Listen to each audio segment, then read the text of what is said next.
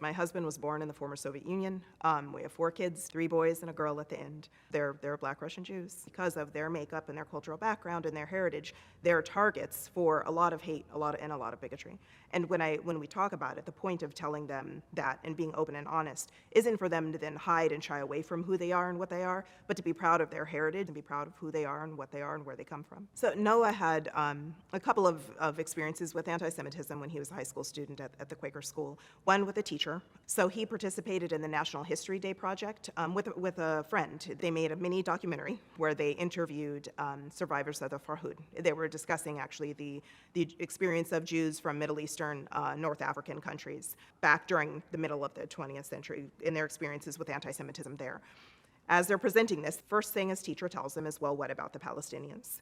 And that seems to be a very common anti-Semitic response whenever anything Jewish or Israel-related comes up. He politely, I believe, told her that his project wasn't about the Palestinians, and honestly wasn't even about Israel. It was about Jews who suffered under the Farhud. I requested and scheduled a meeting with his teacher and had a conversation with her about, one, the inappropriateness of that comment to her student, and bringing in her political biases into this assignment, which is completely inappropriate.